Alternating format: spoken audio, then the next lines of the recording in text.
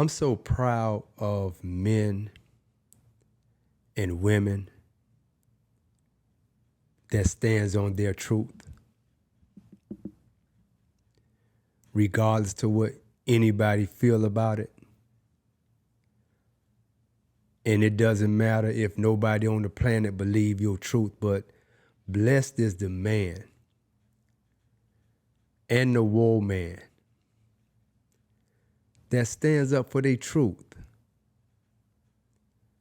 that walk around on this earth like it was given to them. Like God gave this earth to us. He didn't give it to us to be tiptoeing around and tiptoeing on the job and letting people say to you what they want to say to you, let people do to you what they want to do to you. But blessed is the man and the woman whom God gives a vision and a task and a mission, and they are able to comprehend God's message to them. And a lot of times when a thought comes in the mind from God, a lot of times it goes contrary to the norm. You know, so we think normal is a correct way to live our lives. And so God gives us a vision in the mind. He plants the seed in the mind, where the seed has the opportunity to grow into a vision. And most visions, it brings forth life in the mind, and then sometimes it also dies in the mind when we don't put in the works that's equivalent with our faith. And so a lot of time when God tells us to do something, and you may say, well, how do God tell me things? I mean, where do I hear it from? Do I hear it from the sky? Do I hear it from the ground? Where do I hear it from? You know? And so God used many ways to give us visions. Sometimes he'll give it to us in a thought. And then sometime a person will come and articulate the same thought in words that you have in your mind. You know, sometimes God gives us visions in a dream. You know, we just have to distinguish, you know, who's the messenger of the vision. Where's the vision coming from? And so most times when God tells us something, he say, hey, Jonah, go to Nineveh. Go to Nineveh? Man, I'm having issues in my household. All that stuff going on in Nineveh? Nah, I ain't going to Nineveh. No. I'm not gonna listen to my mind telling me to do something. I'm not gonna do that. Because if I do that, you know, then doubt come in. If I do that, then doubt come in. There's another voice come in. The doubt is another voice. You know, the instructions is from God, but when the doubt come in, that doubt comes from the father of doubt.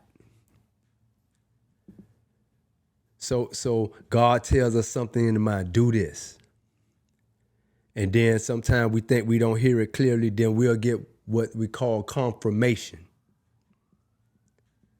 in the same words, right? And those words coming back to us unvoid, what get us to focus back on the vision and the dream. And blessed is the man and the woman that follow the vision that God gives them. Because if God gives us the vision, we can't fail. And so I'm just so, you know, for myself, that's why I don't ever judge nobody in what they do, because I believe every person should have the right to be and do whatever they feel like they want to do. Whether it's right, whether it's wrong, whether it's something that I wouldn't do, but I think every person has a right to fulfill a vision that they have in their head, even if it's misunderstood by the world. So when I see somebody exercising they willpower to do what they want to do and be who they want to be, man, I give that person kudos. Because as for me and my family, I want to follow God. So when God give me a mission, and once I determine that it is from God, man, I'm going to go ahead and jump out there, because like I said, he wouldn't give me the vision if the vision wasn't going to be victorious and be fruitful and multiply. So when you see people out there doing what they want to do by their own choice, you know what I mean? It doesn't have to coalesce with what you think and how you believe things should be. You know, just look at that person and say, wow, man, I wish I had the spirit of that person there, because there's some things that I've been wanting to do in my life. You know, there's some visions that I have in my mind, you know, and I'm afraid to do it. I'm afraid to be me. So I be what people want me to be. And so blessed is the man and the woman, man, that stands up for their own vision, being uniquely different. Because this world wants to put us in a cookie cutter type of box. They stereotype. So he looked like this, so this is what he gonna do. He must be gonna do this. Never expecting us to do something different in this world. Never expecting for us to bring that vision that God put in us, to bring it out. Why you think people got patents? Why you think people got inventions? Because it's something that was put in the mind. See, thought is the cause of it all. But then we have to have the courage to put faith with works with the thought to make it manifest. And a lot of us don't do that. And so a lot of us, we see the courage in others, and that courage we don't have, so we become like an opponent to the person that have the audacity to say that they're king, to say that they're queen, to say that they're great, to say that they're a child of God, to say that they're worthy, to say that an inheritance of wealth is a birthright. And to believe that we supposed to have everything because we have a father that owns everything. So we don't have to stay in a rut. We don't have no glass ceilings. The only glass ceilings that we have is the limitations that we set upon our own selves, and most times they are low. And as Les Brown said, you could be what you want to be.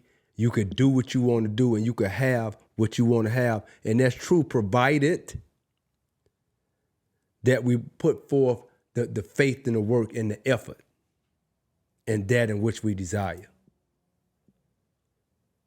So I'm so grateful for every man and every person that have the audacity to be great, exercise their greatness, and believe it and work on it, even if nobody on the planet believes it. Hey, this sunny day is 305 degrees. Until the next podcast. Hey, subscribe to my YouTube page at Albert Sonny Campbell. Hit the like button. Hit the bell when a new video is coming up. And I love each and every one of you.